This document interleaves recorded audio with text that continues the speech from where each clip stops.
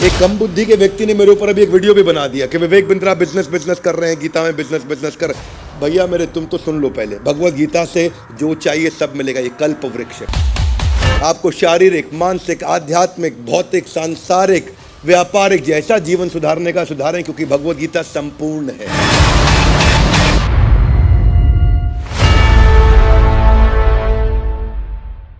ग्रंथराज श्रीमद् भगवत गीता की धन्यवाद। आज का जो श्लोक है वो अर्जुन का एक प्रश्न है, और आज के श्लोक में अर्जुन आपसे एक प्रश्न पूछने वाले हैं और कृष्ण से पूछेंगे।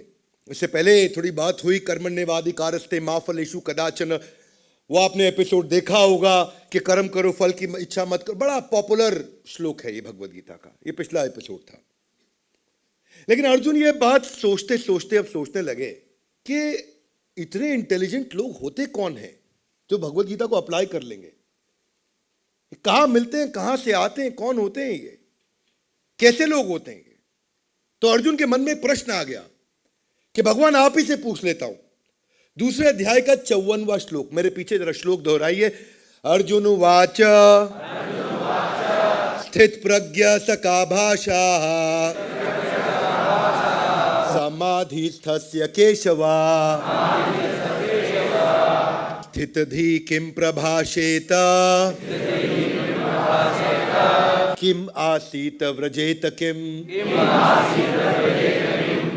तो क्या कह रहे हैं अर्जुन? यहां पे कह रहे हैं कि हे भगवान, जरा मुझे ये समझाइए कि स्थित प्रज्ञा, जरा हाथ आगे लाइए पे बड़ी, स्थित, स्टेबल, प्रज्ञा मतलब इंटेलिजेंस। ऐसा स्टेबल इंटेलिजेंस वाला आदमी होता कैसा है? अगर आप किसी लीडर को जानना चाहते हो, देखना चाहते हो, समझना चाहते हो उसका बिहेवियर क्या है, रतन टाटा, मुकेश अंबानी, गौतम भाई अडानी बिजनेस कैसे करते हैं, क्या उनका व्यवहार है, कैसे मुझे सीखना है उनसे। जिसको बिजनेस सीखना है वो बिजनेस सीख रहा है। भगवत गीता में सब कुछ सिखाया जाता है। एक कम बुद्धि के व्यक्ति ने मेरे ऊपर अभी एक वीडियो भी बना दिया कि विवेक बिंद्रा बिजनेस कर रहे हैं, गीता में बिजनेस कर। भैया मेरे, तुम तो सुन लो पहले, भगवत गीता से जो चाहिए सब मिलेगा। ये कल्प वृक्ष है। कम ऑन, क्या है ये? कल्प वृक्ष है। ऐसे मेरी इच्छा बिल्कुल नहीं होती किसी को जवाब देने की वीडियो के लिए, लेकिन भगवत गीता कल्प वृक्ष है। संपूर्ण अपने आप में आपको शारीरिक, मानसिक, आध्यात्मिक, भौतिक, सांसारिक, व्यापारिक जैसा जीवन सुधारने का सुधारें, क्योंकि भगवत गीता संपूर्ण है। Would you agree with me loudly? Yes no? भगवान ने यह भी बताया कि शरीर कैसे अच्छा करते हैं, भोजन क्या करते हैं। अरे अध्यात्म तो बहुत ऊंची चीज, भगवान ने सब कुछ बताया गीता के अंदर। बहरहाल आपसे चर्चा करते हैं कि स्टेबल इंटेलिजेंस का व्यक्ति, दूसरा अध्याय चल रहा है, हाँ, वो कैसे बिहेव करता है।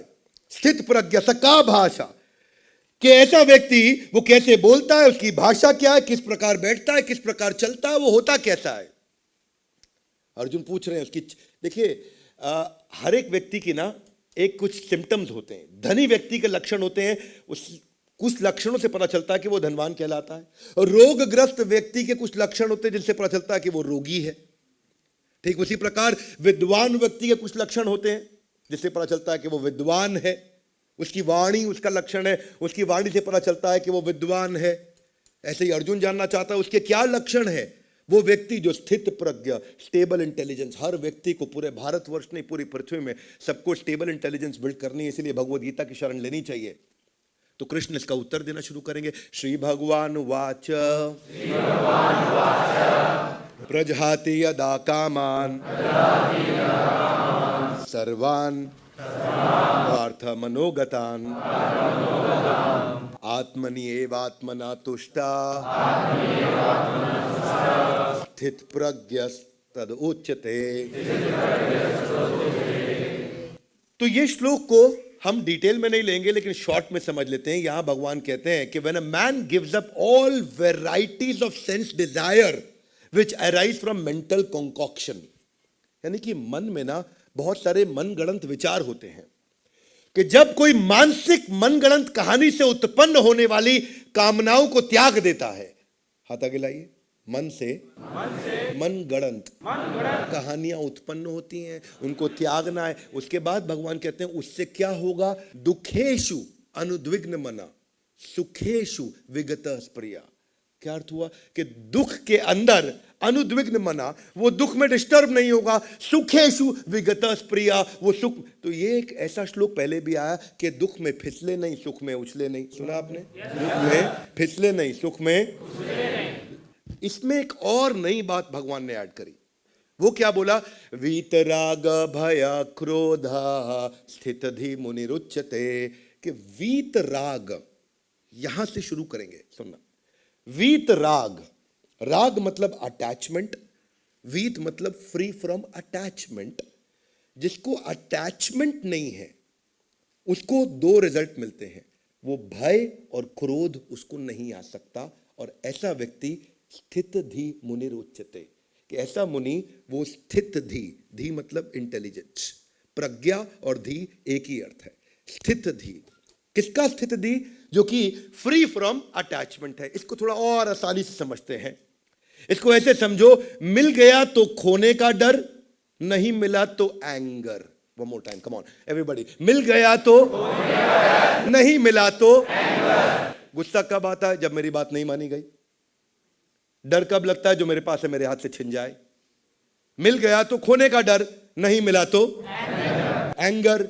तो ये भगवान ने दो चीजें बताई कि जो स्टेबल इंटेलिजेंस का आदमी उसको डर नहीं लगता। डरता कौन है? अनस्टेबल इंटेलिजेंस का आदमी। भय किसको आता है? अनस्टेबल इंटेलिजेंस का आदमी। तो ये उसके बिहेवियर का एक लक्षण है कि जिसका स्टेबल इंटेलिजेंस होगा, जो वीतराग, वीतराग मतलब जिसको अटैचमेंट नहीं होगा, उसको डर नहीं लगता। एक बार की बात थी, एक राजा जो अपनी पूरी की पूरी साम्राज्य के साथ इतना अटैच थे, इतना अटैच थे, इतना अटैच थे कि वो जीते चले जा रहे। और वो राजा के, उनके साम्राज्य से एक बहुत बड़े गुरु निकलने वाले थे। पता लगा वो गुरु आ रहे हैं, आ रहे हैं, आ रहे हैं। वो दिन आ गया जिस दिन वो गुरु पहुंच गए। राजा ने सोचा इन गुरु को अपने यहाँ बुलाने से अच्छा मैं खुद ही गुरु के दर्शन करने जाता हूं, उनकी शरण लूंगा, तभी मैं उनसे कुछ सीख पाऊंगा। तो राजा जिस दिन वो गुरु आए, जिस कुटिया में विश्राम करने लगे, वहां जाकर के बाहर इंतजार करने लगे कि मैं आज गुरु से कुछ प्रश्न करूंगा। जैसे ही गुरु मिले, उनसे बोला कि मेरी बड़ी आसक्ति है, बहुत अटैचमेंट है, जिसके कारण बड़ा परेशान रहता हूं। मैं डिटैच्ड कैसे हो जाऊं, इसका मुझे उपाय दीजिए। मैं बड़ा खुश हो जाता हूं, कुछ जीत जाऊं, बड़ा दुखी हो जाता हूं, कुछ हार जाऊं, तो बड़ा इमोशनल प्लेटफॉर्म पर जीवन जी रहा हूं। गुरु ने कहा कोई बात नहीं, दो कागज के टुकड़े लाओ। दो कागज के टुकड़े गुरुजी के सामने लाए गए। गुरुजी ने एक कागज का टुकड़ा लिया, उस पर कुछ लिखा, बंद कर दिया, फोल्ड कर दिया। दूसरा कागज का टुकड़ा लिया, उस पर भी कुछ लिखा, उसको भी फोल्ड कर दिया। राजा बैठ के वहां सब देख रहे थे, ये क्या कागज पर लिख रहे हैं? मैं बड़ा सीरियस प्रश्न पूछ रहा हूं, ये कुछ चिट्ठी बना रहे। तभी गुरु ने कहा, राजन जिस दिन तुम बहुत खुश होगे ना, ये पहली चिट्ठी मेरी खोल के पढ़ लेना। और राजन जिस दिन तुम बहुत दुखी होगे, ये मेरी दूसरी चिट्ठी खोल के पढ़ लेना। राजा बोले, गुरु ने बड़ा कस्टमाइज सोल्यूशन दिया है। दोनों चिट्ठी बड़ी संभाली, बड़े बड़े एनवलप बनाए, खुश होने के ऊपर लेबल लिख दिया, ये खुशी वाली चिट्ठी है। दुखी पे दुखी का लेबल लिख दिया, दुख वाली चिट्ठी लेके राजा निकल पड़े। जब अपने साम्राज्य में वापस लौटे, कुछ दिन, महीने, हफ्ते बढ़िया बीते। एक दिन अचानक ऐसा हुआ कि उनका रथी, रथी के ऊपर होता है अधिरथी, उसके ऊपर होता है महारथी। तो रथी बड़ा छोटा यूनिट होता है, किसी दिन समझाऊंगा रथी, अतिरथी, महारथी में क्या अंतर। उनका एक रथी पड़ोस के एक साम्राज्य को जीत लाया। राजा बहुत खुश हुए कि मुझे ना अधिरथी लगा ना महारथी लगा, पड़ोस के साम्राज्य को जीत लाया। अब इतना खुश हुआ तो उनको याद आया गुरु की बात, जब बहुत खुश होंगे तो खुश वाली चिट्ठी खोल लो। और जैसे ही उन्होंने खुश वाली चिट्ठी खोली, खुश वाली चिट्ठी खोलते ही अचानक पढ़ा तो उसमें क्या लिखा? उसमें लिखा इट इज टेम्पररी, ये थोड़े समय के लिए है। राजा हैरान, मैं तो साम्राज्य जीता, गुरु ने कहा इट इज टेम्पररी, ये थोड़े समय के लिए। कोई बात नहीं, कुछ दिन, हफ्ते, महीने बीते और एक समय ऐसा आया कि वो जो साम्राज्य हारा, उन्होंने कुछ लोगों की सेना और बाजू के साम्राज्य जोड़े, इनको चुनौती दी। इस बार इनके रथी, अधिरथी, महारथी सारे के सारे चले गए युद्ध करने और फिर भी हार गए। राजा बहुत दुखी हुआ, बोला गुरु जी ने कहा था टेम्पररी, वही हुआ, ये थोड़े समय के लिए निकल गया मेरे हाथ से। अब तो रथी भी गया, अतिरथी भी गया, महारथी भी गया, फिर भी हार गए। उन्होंने कहा चलो अब दूसरी चिट्ठी खोलते हैं। दुखी होने पर दूसरी चिट्ठी खोली और जैसे ही दूसरी चिट्ठी खोली, राजा हैरान हो गए। दूसरी चिट्ठी में लिखा था इट इज टेम्पररी, ये थोड़े समय के लिए है।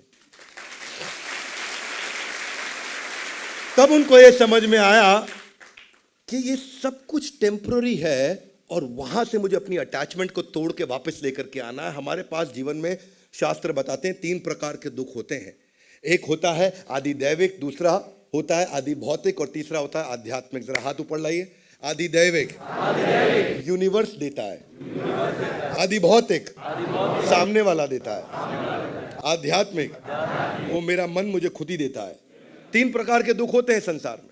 एक प्रकार का दुख क्या होता है? आदि दैविक, जो दैविक शक्तियों के द्वारा, जो मेरे से कंट्रोल से बाहर है, जिनका मैं कुछ नहीं कर सकता। सड़क में रास्ते में एक्सीडेंट हो गया, ट्रैफिक जैम हो गया, या कोई बहुत ज्यादा गर्मी हो गई, बहुत सर्दी हो गई, अर्थक्वेक आ गया, तो ये सब क्या है? आदि दैविक। ये मेरे हाथ में।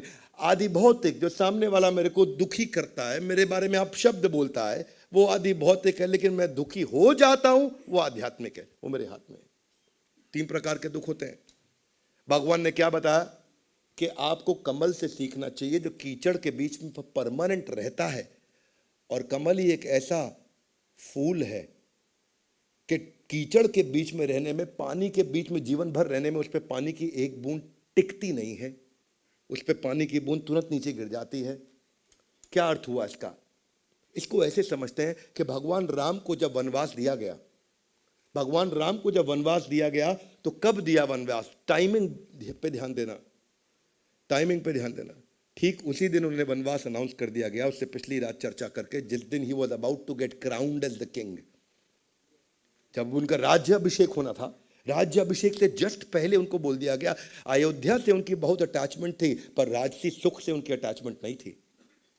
और दूसरे सेकंड उन्होंने 4 शब्द कहे। कितने शब्द? 4। अंग्रेजी में कहें तो 3 शब्द, हिंदी में कहें 4 शब्द। आप इतने गहरे हैं 4 शब्द ये। जब उनको बताया गया कि अब तुमको वनवास दिया जा रहा है और तुम्हारे छोटे भाई भरत को साम्राज्य दे दिया जाएगा, तो उन्होंने 4 शब्द कहे, बस इतनी सी बात। क्या 4 शब्द? बस इतनी सी बात। अंग्रेजी में इज दैट ऑल। इतनी छोटी सी बात। भगवान राम का भयंकर डिटैचमेंट, इतना भयंकर डिटैचमेंट कि वो, उनको इनहेरिटेंस नहीं चाहिए, अयोध्या वासियों से प्रेम था। सो डिटैचमेंट उनका अपने पिता और माता के कंफर्ट के लिए था। और उसी को बोला, अर्जुन ने पूछा स्थित प्रज्ञ स का भाषा? भगवान ने बोला, अर्जुन ने पूछा किम प्रभाषेत किम आसीत व्रजेत किम, वो कैसे होते हैं स्थित प्रज्ञा वाले? तो भगवान ने उत्तर दिया, वीत राग भय क्रोधा। जिसको कोई अटैचमेंट नहीं, ना तो उसको भय आएगा न क्रोध आएगा। मतलब क्या है? हमारा क्या है? हमारा है मिल गया तो खोने का डर, नहीं मिला तो एंगर। और भगवान राम का क्या है? न खोने का डर न एंगर। ये हम में और भगवान राम में अंतर। न खोने का डर न एंगर। क्या उनको क्रोध आया कि मुझसे सब कुछ छीन लिया? क्या उनको डर लगा मुझसे सब कुछ छीन लिया?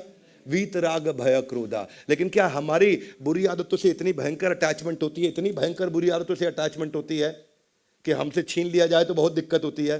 वैसे एक आदमी, आजकल तो आप सुन ही रहे हैं कि जो है ना, लिवर खराब हो जाता है शराब पीने से। तो अखबार में बड़ी लंबी चौड़ी खबर, एक लंबा आर्टिकल आया हुआ कि कल केवल दिल्ली शहर के अंदर शराब पीने के कारण लीवर खराब होने से 8 मौतें हो गई। तो आदमी अखबार पढ़ रहा था, शराब पीने से लीवर खराब हुआ, 8 मौतें केवल दिल्ली में हो गई। जोर से अखबार बंद किया और पत्नी के सामने चला, आज से बंद। पत्नी बड़ी खुश हुई, बहुत अच्छा किया, आज से तुमने शराब बंद कर दी। नहीं, आज से अखबार बंद। भगवान कह रहे वीत राग भय क्रोध ना। इनका अटैचमेंट इतना ज्यादा है। देखो, ये अटैचमेंट वर्सेस डिटैचमेंट को मैं आपको समझाता हूं। ये क्या है? ये सब मन में है। A one more time, come on. कहां है सब? आधा गिलाई। कैसे? देखिए, ऐसे मन में है कि एक बहुत धनी व्यक्ति था, वो अत्यंत धनी, और उसका जो घर था वो इतना सुंदर घर बना, इतना महल जैसा घर बना कि पूरे शहर में ऐसा घर किसी का नहीं। विजुअलाइज करो, सुंदर सुंदर बाग बगीचे, बड़े बड़े दरवाजे, अंदर खुलने पे drawing room, double triple height का रूफ, महल जैसा घर बना है। और सब सोचते थे कि अपना पैसा लगा करके हम इतना बढ़िया घर बना नहीं पाएंगे। उसको बोलते थे आप पैसा बताओ, आपसे ले लेंगे आपका घर। वो अपना घर बेचता नहीं था, उसने बहुत मन से बनाया था अपना घर, बड़ा प्रेम से बनाया घर अपना। रियल एस्टेट वाले समझ सकते हैं, जब कोई दिल से अपना घर बनाता है ना, वो उसमें कितना समय लग जाता है, कितने साल लग जाते हैं। कारपेंटर अंदर घुसता है, ऐसा लगता है अगले जीवन में बाहर निकलेगा। बड़ा अच्छा घर बना है, लेकिन अभी 3 बेटे और पत्नी के साथ आनंद से वहां रहता था, व्यापार करता था। एक दिन व्यापार के कारण उसको विदेश जाना पड़ा। बहुत दिन बाद जब विदेश से वापस लौटा और घर के सामने आया तो बड़ी भीड़ लगी हुई घर के बाहर। भीड़ को चीरते हुए आगे गया, हैरान हो गया, ये क्या हो रहा है? आग लगी पड़ी पूरे मकान में, और आग बढ़ती गई, पूरा मकान जल गया उसका। और खड़ा होकर जोर जोर से रोने लगा, हे भगवान, ये क्या हो गया मेरे साथ? बाकी लोग तो देख रहे थे, उनका घर नहीं जल रहा, इसका घर जल रहा। ये रोने लगा, बहुत रोया। वहां पे अचानक भागता हुआ उसका सबसे बड़ा बेटा आया। पिताजी क्यों रो रहे हैं आप? बोला घर जल गया, रोऊंगा नहीं तो क्या करूं। मत रोइए। बोले क्यों? आपके पीछे से मैंने आपको बताया नहीं, ये मकान में एक आदमी आया, मुझे बोला मकान चाहिए, मैं कहा नहीं दूंगा। बोला चाहिए, मैं कहा नहीं दूंगा। बोला 2 गुना दाम, मैं कहा नहीं दूंगा। बोला 3 गुना दाम, मैंने कहा चल ले ले। आपके आने से पहले 3 गुना दाम पे मकान बेच चुका था मैं। पिता बहुत खुश हुए, बहुत खुश हुए। तू तो बहुत बुद्धिमान बालक निकला, तो 3 गुना पे मकान बेच आया। अब हमारा नहीं है, किसी और का जल रहा है। आराम से बाकी सैकड़ों लोगों की तरह देखने लगा। तभी दूसरा बेटा भागता हुआ आया। पिताजी आप आराम से कैसे खड़े हैं? बोले हमारा नहीं जल रहा है, उसका जल रहा है। अरे नहीं पिताजी, हमारा ही जल रहा है। बोले कैसे? बोला इसने जिसको बेचा है उससे खाली बयाना लिया है 10%, जली हुई राख का कोई 90% देगा नहीं। ये फिर रोने लगा, फिर रोना चालू। और अब बहुत लोग देख रहे हैं और ये रो रहा। इतना जोर जोर से चिल्लाने लगा, इतना जोर जोर से, हाय मेरा मकान जल गया, 10% पेमेंट आई है, 90% जल गया, मेरा मकान जल गया। इतने में भागता हुआ तीसरा बेटा आया। पिताजी रो क्यों रहे हैं? बोला मेरा मकान जल रहा है। नहीं नहीं पिताजी, अभी बताता हूं। वो आदमी इतना ईमानदार निकला कि मैं उससे अभी फोन पे बात करके आया। बोला किसको पता था मकान जलेगा? बोला कमिटमेंट इज कमिटमेंट। अब ये मकान जला होता या नहीं जला होता, मुझे पूरे पैसे देने थे, मैं अभी भी पूरे ही पैसे दूंगा और अभी लेकर के आ रहा हूं। वो वापस खुश हो गया। बोला किसी और का जल रहा है। इतनी सारी देर में बदला क्या? कुछ भी नहीं बदला। ना मकान बदला, ना आग बदली, ना वहां खड़े हुए लोग बदले, ना खरीददार, खरीदने वाला बेचने वाला बदला तो सिर्फ मन में भावना, ये मेरा है, ये मेरा नहीं है, ये मेरा है, केवल भावना बदल रही थी जिसके कारण वो रो रहा था। वही भगवान कह रहे हैं, वीत राग भय क्रोधा स्थित धीमु निरुच्यते। ये जो अगर भगवत गीता पढ़ लेगा तो जिंदगी से भय नाम की कोई चीज कंप्लीटली समाप्त हो चुकी होगी। कैसे एक इंसान फियरलेस बन जाता है, कैसे इंसान पावरफुल बनता है। ये आदमी आग अपने मकान जलने पे कभी रो रहा, कभी हंस रहा, कभी रो रहा। दूसरी तरफ महाराज जनक की कहानी सुनाता हूं। महाराज जनक अपने गुरु यज्ञवल्क्य के पास बैठे हुए थे, और महाराज जनक मिथिला नरेश थे, मिथिला के राजा थे, और उनको इतना शक्तिशाली, ईमानदार और ऐसा एक इंटेग्रिटी वाला राजा माना जाता था। वो गुरु की शरण में बैठे हुए, और तभी कोई आया वहां सिपाही भागता हुआ और बोला महाराज की जय हो, एक बुरी खबर लाया हूं। बोले कहो। महाराज आपका पूरा महल जल गया है, मिथिला नरेश आपका पूरा महल जल गया है। और वो क्या जवाब में बोलते हैं? कहते हैं मिथिलायम प्रदग्धायम नाम किंचित प्रणश्यति। पूरा मिथिला का महल जलने पे भी मैं इतना सा भी कुछ नहीं खोया। Nothing do I lose even though my palace में बी कंज्यूम टू एशेस। हाँ, और फिर भगवान कृष्ण इनकी तारीफ कर रहे हैं। 3 अध्याय के 20वें श्लोक के अंदर भगवत गीता में एक ही राजा का नाम लिया, वो महाराज जनक का नाम लिया। क्यों? क्योंकि वो क्या कहते हैं कि जब मैं अपने गुरु की शरण में बैठा हूं तो मुझे तीनों लोकों का सुख अपने आप मिल जाएगा। इसको बोलते हैं कंप्लीटली फ्री फ्रॉम डिटैचमेंट। वीत राग भय क्रोधा, मिल गया तो खोने का डर, नहीं मिला तो एंगर। और दूसरी तरफ महाराज जनक, ना खोने का डर ना ही एंगर। भगवत गीता में यही चर्चा हो रही है कि कैसे आप जब फियरलेस डिटैचमेंट के कारण बन जाते हैं। एक दफा जब 14 वर्ष का जब वनवास पांडवों को दिया गया था, पांडु लोग जब वनवास में चल रहे तो एक समय ऐसा था कि द्वैत वन में चल रहे थे, और द्वैत वन में चलते चलते महारानी कुंती को प्यास लगी। पांचों पांडु पुत्र साथ साथ चल रहे, तो उन्होंने सबसे छोटे भाई सहदेव को बोला कि सहदेव तुम जाओ जरा मां कुंती के लिए जल लेकर के। सहदेव घूमता घूमता घूमता एक जलाशय को मिल गया। वो जलाशय पे पहुंचा, जलाशय पे पहुंचा, जैसे ही पानी पीने लगा, वहां एक बगुला पेड़ पे बैठा और बोला, सहदेव रुक जाओ। उसने हाथ जोड़ा, बोला क्यों रुक जाऊं? बोला तुम्हें मेरे प्रश्नों का उत्तर देना होगा, नहीं तो जल पीने से तुम बेहोश। बगुले को देख के सहदेव हंसने लगा, उसने जल पी लिया, बेहोश हो गया। ये कथा सब लोगों को पता होगी, कई लोगों ने सुनी होगी कथा ये, पर इस कथा में था क्या? युधिष्ठिर वेट करते रहे, सहदेव नहीं लौटा तो नकुल को भेजा, नकुल नहीं लौटा तो भीम को भेजा, भीम नहीं लौटा तो अर्जुन को भेजा, और चारों के साथ यही हुआ। उस बगुले ने बोला मेरे प्रश्नों का उत्तर दो, नहीं तो तुम मारे जाओगे। उन्होंने बगुले पे ध्यान नहीं दिया, जल पीने लगा और चारों बेहोश हो गए, वहीं खत्म हो गए, चारों की मृत्यु हो गई। महाराज युधिष्ठिर हैरान हो गए, चारों भाई लौटे नहीं। मां कुंती को कहा, मां कुंती आप जरा यहीं बैठिए, आराम करिए, मैं तुरंत आया। ये भी नजदीक का जलाशय वही था, वहां पहुंच गए। जैसे ही पहुंचे चारों भाई इनको दिखे, और तभी आवाज आई एक बगुले की, बोला मैं यक्ष हूं। युधिष्ठिर जो तुम्हारे भाइयों के साथ हुआ वही तुम्हारे साथ भी होगा, अगर तुमने मेरे प्रश्नों का उत्तर नहीं दिया तो। महाराज युधिष्ठिर ने प्रणाम किया, बोला पूछिए आप मुझसे क्या पूछना चाहते हैं। महाराज युधिष्ठिर में कोई भय नहीं, पूछिए मुझसे क्या पूछना चाहते हैं।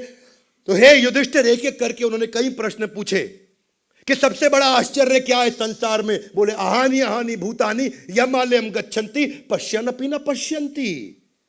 कि अहानि अहानि भूतान, सब लोग आ रहे हैं जा रहे हैं, आ रहे हैं जा रहे हैं संसार में। यमालयम गच्छन्ति, सब यम आलय यानी कि यमराज के आलय यानी उनके घर भी जा रहे हैं, लेकिन फिर भी पश्यन्नपि न पश्यन्ति, कोई भी देख के भी नहीं देख रहा है कि मैं भी मरने वाला हूं। हर एक को लगता है ये मरा लेकिन मैं नहीं मरूंगा। एक एक करके उन्होंने कई प्रश्नों के उत्तर दिए युधिष्ठिर ने। यक्ष उनसे प्रश्न पूछते गए, युधिष्ठिर उनको उत्तर देते गए। जैसे जैसे युधिष्ठिर ने सारे उत्तर दिए, तो यक्ष ने कहा कि युधिष्ठिर तुम सभी धर्म के सभी मर्मों के तुम ज्ञाता हो, मैं तुम्हारे सारे उत्तरों से संतुष्ट हूं, इसलिए मैं अब तुम्हारे संतुष्टि के बाद के लिए एक ही भाई को जीवित कर सकता हूं। ध्यान दीजिएगा, एक ही भाई को जीवित कर सकता हूं। तुम्हारे भाइयों ने मेरी बात पे ध्यान नहीं दिया था, इस संतुष्टि के कारण बताओ किसको जीवित करूं। तो जैसे ही उन्होंने कहा किसको जीवित करूं, महाराज युधिष्ठिर ने तुरंत कहा कि हे यक्ष, आप ऐसा करें नकुल को जीवित कर दें। यक्ष हैरान, नकुल को? नकुल तुम्हारे साथ में तो महाबली भीम जिसके पास 10,000 हाथियों का बल है, उसको जीवित कर लेते। तुम्हारे पास तो धनुर्धारी त्रिलोक विजयी अर्जुन, गांडीवधारी अर्जुन, महाबाहु अर्जुन है, उसको क्यों नहीं जीवित किया? नकुल को क्यों जीवित करने के लिए चुना? तो वही युधिष्ठिर ने उत्तर दिया मुस्कुरा के कि हे यक्ष, धर्मात्मा पांडु की 2 पत्नियां थी, 2 रानियां थी। एक रानी माता कुंती जिसके हम 3 पुत्र, मैं युधिष्ठिर, मेरे भाई अर्जुन और भीम, और दूसरी महारानी थी माद्री, माद्री के 2 पुत्र नकुल और सहदेव। हे यक्ष, अगर जब माता कुंती का सबसे ज्येष्ठ पुत्र जीवित है तो धर्म के अनुसार माता माद्री का भी सबसे ज्येष्ठ पुत्र जीवित होना चाहिए, यानी कि आपको नकुल को जीवित करना होगा। भीम और अर्जुन से मुझे प्रेम है, परंतु वो धर्म के विरुद्ध होगा। जैसे ही यक्ष ने यह बात सुनी, यक्ष मुस्कुराए और बोले युधिष्ठिर, तुम नहीं जानते, मैं ही तुम्हारा धर्म पिता हूं और मैं तुम्हारी परीक्षा ले रहा था, और इस परीक्षा में तुम उत्तीर्ण हुए, और आज से तुम्हें धर्मराज युधिष्ठिर के नाम से जाना जाएगा। ये वो युधिष्ठिर हैं जिनको ना खोने का डर, ना एंगर, ना खोने का डर, ना एंगर। वही पूछा अर्जुन ने प्रश्न कि स्थित प्रज्ञ का भाषा, कि स्टेबल इंटेलिजेंस के लोग कैसे होते हैं? तो भगवान ने उत्तर दिया वीतराग भय क्रोध। अरे भाई, डरता वही है जिसका स्टेबल इंटेलिजेंस नहीं। जिंदगी में जो डर डर के काम करता है, कुछ छूट गया तो डर जाएगा, किसी ने बुरा बोल दिया तो डर जाएगा, उसके साथ कुछ गलत हो गया तो घबरा जाएगा, ऐसा कैसा वैसा कैसा, ये सोचते रहते हैं। हाथ से कुछ फिसल गया तो उनको लगा मैं बर्बाद हो गया, खत्म हो गया। ये सब वही लोग हैं जो भगवत गीता की शरण कभी नहीं लिए और समझे नहीं। हाँ, और इसे देते हो, ये तो धर्मराज युधिष्ठिर थे, ये जो रिश्तों की अहमियत में भी धर्म को ऊपर लेकर के आए, अपने भाई दोनों छोड़ दिए। नकुल की बात का, आजकल के रिश्ते अलग हैं, आजकल के रिश्ते में मनोहर नाम का एक आदमी, उसकी पत्नी बीमार पड़ गई बहुत, तो भागा अस्पताल, डॉक्टर के पास गया, बोला डॉक्टर डॉक्टर मेरी पत्नी बीमार हो गई, पत्नी बेहोश हुई है। डॉक्टर थोड़ा चेकअप करने लगे, स्टेथोस्कोप लगाया, सब कुछ किया और बोला मैं क्षमा चाहता हूं, आपकी पत्नी अब इस संसार में नहीं रही, मर गई। तो ये आराम से सुन रहा था, बोले नहीं रही, वो नहीं रही। अच्छा, इतने में थोड़ी पत्नी हिली डुली, पत्नी जब हिली डुली, हिल डुल के थोड़ी आवाज करके वापस बोली नहीं नहीं डॉक्टर साहब मैं जीवित हूं। जैसे ही बोली मैं जीवित हूं, पति बोला चुप कर, तुझको ज्यादा मालूम है या डॉक्टर को ज्यादा मालूम है? आजकल के रिश्ते अलग हैं, ये अलग टाइप के रिश्ते हैं, है कि नहीं? यहां धर्मराज युधिष्ठिर वाले रिश्ते नहीं है। पर ये जो फियरलेस नेचर है, ये मैंने श्रीमती मीराबाई में सुना, मीराबाई के जीवन में देखा। श्रीमती मीराबाई 4 साल की थी तो एक शादी का जब प्रोसेशन जा रहा था तो अपनी मां से पूछा ये कौन है? बोले दूल्हा जा रहा है। श्रीमती मीराबाई ने कहा मेरा दूल्हा कौन होगा? तो मां थोड़ा पीछे घूमी और बोली ये कृष्ण जो दिख रहे हैं तुम्हें, यही तुम्हारे दूल्हे हैं, यही तुम्हारे पति हैं। वो बात श्रीमती मीराबाई के दिल में बैठ गई कि यही मेरे पति हैं। वो बात दिल में बैठ क्या गई, श्रीमती मीराबाई अब उन्हीं की पूजा करने लगी, उन्हीं डीटीज को उन्होंने अपना सब कुछ मान लिया। परंतु और इतना भक्ति करने लगी, इतनी अनन्य, अनन्य का अर्थ होता है ना कोई अन्य, ना कोई, इसको बोलते हैं अनन्य भक्ति, ना कोई अन्य। ऐसा नहीं अलग अलग शेल्टर ले रहे हैं, हम ओटीटी प्लेटफॉर्म्स की शेल्टर लेते हैं, मीराबाई केवल कृष्ण की शेल्टर लेती। लेकिन जैसे जैसे वो बड़ी हुई, उनकी इच्छा के विरुद्ध शिशोदिया वंश के महाराज भोजराज से उनका विवाह कर दिया गया। वो चाहती नहीं थी, क्योंकि अपने मन ही मन पति कृष्ण को मान चुकी थी। अब शिशोदिया वंश के महाराज भोजराज जब उनके नजदीक आने लगे तो श्रीमती मीराबाई उनको रोक दे, मना करे। उनके लाख प्रयासों के बाद भी इन्होंने अपने शरीर को छूने नहीं दिया। श्रीमती मीराबाई इतनी प्रेम में विलीन थी, इतनी प्रेम में विलीन थी, इन्होंने बहुत प्रयास किए उनके नजदीक जाने के, ये उनको दूर कर देती, वो भी शिशोदिया वंश के राजा। और धीरे धीरे न केवल बुरा माने, बल्कि बात इतनी खराब हो गई, इतनी खराब हो गई कि उनको लगा कि अगर तू मेरी नहीं तो तू किसी की नहीं। और जब यह बात हो गई तू किसी की नहीं, तो उन्होंने बड़ी यातनाएं दी। उन्हें कीलों के बड़े बड़े शैया पे लेटा दिया, वो फूलों की शैया बन गई। छत से ऊंची नीचे धक्का दे दिया तो ऐसा फूलों का गद्दा बन गया जिस पे वो गिरी। जब उनको फूलों की टोकरी के अंदर बड़ा कोबरा सांप भेजा तो वो भगवान कृष्ण की मूर्ति में फूलों से लिपटे हुए परिवर्तित हो गया। जहर का प्याला पिलाया तो वो अमृत बन गया। इनको तो डर नहीं श्रीमती मीराबाई को। और शिशोदिया वंश के महाराज को देख करके इतनी हैरानी हुई, उनका वैराग्य देख के इतनी हैरानी हुई कि उन्होंने उसके बाद उनका भी हृदय परिवर्तित हो गया और आजीवन उनको अपना मित्र मान लिया और आजीवन मित्र मान करके ही जीवन चला। ये थी श्रीमती मीराबाई, न खोने का डर न एंगर। हाँ, ये अर्जुन ने जब प्रश्न पूछा कि स्थित प्रज्ञा स का भाषा, तो कृष्ण ने जवाब दिया वीत राग भय क्रोध स्थित धी मुनि रुच्यते। यहाँ बात खत्म नहीं हुई, ये आगे भी चलेगा, अगले श्लोकों में भी आएगा। भगवान शिव के साथ में भी ये कथा आती है, जब जिस समय हलाहल का उत्पन्न हुआ था 14 रत्नों में से। कहां पे हुआ था ये? जब क्या किया गया था?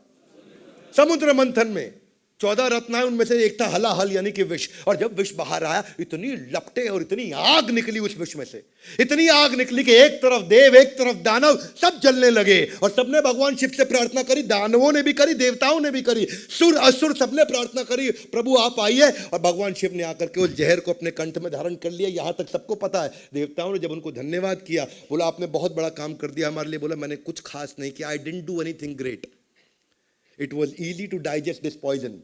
इस पॉइजन को डाइजेस्ट करना आसान है, परंतु इस पृथ्वी के जीवन में जो अनुभव करने से जो विष सामने आता है, और किसका? भय और क्रोध का, उसको डाइजेस्ट करना असंभव है। और उसी को भगवान कृष्ण ने भगवत गीता में बताया। जो भगवान शिव ने करके दिखाया, उसको भगवान ने एक्शन में बताया। इसलिए हम बोलते हैं come on Gita in action. Now everybody come on Gita in action. ये इस संसार में भी आपको ऐसे बहुत लोग मिलेंगे।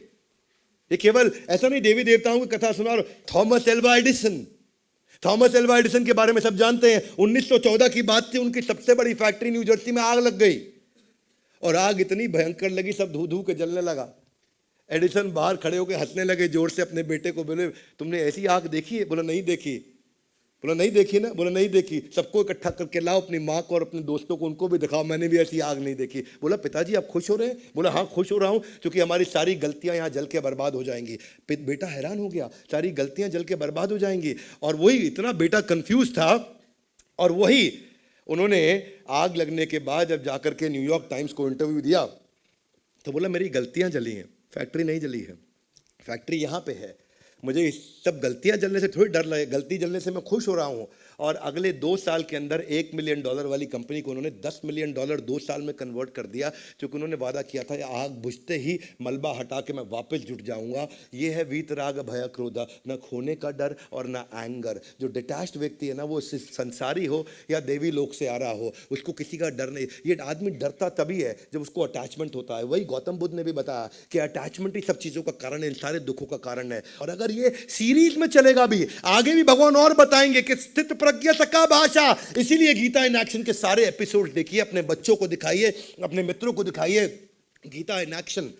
ये हमारा एक ऐसा प्रयास है जहाँ पे हम आपको ये वो सारे के सारे गुण जो भगवान कृष्ण ने बताए हैं, अमानित्वम, अदम्बित्वम, अहिंसम, शांतिरार्जवम, वो सारे के सारे गुण व्यक्ति विकसित कर सकता है और जीवन के हर हिस्से में अपनी सफलता को प्राप्त कर सकता है। न केवल आध्यात्मिक जीवन परलोक, बल्कि इस लोक को भी सुखी बना सकता है। गीता इन एक्शन के सारे एपिसोड्स को देखने के लिए, इस वीडियो को पूरा समझने के लिए, वीत राग भय क्रोधा स्थित धीम निरुच्यते, स्टेबल इंटेलिजेंस सबको चाहिए। हमारे साथ जुड़े रहने के लिए आप सबका हृदय की गहराई से प्रेम पूर्वक बहुत बहुत धन्यवाद। ग्रंथराज श्रीमद् भगवद गीता की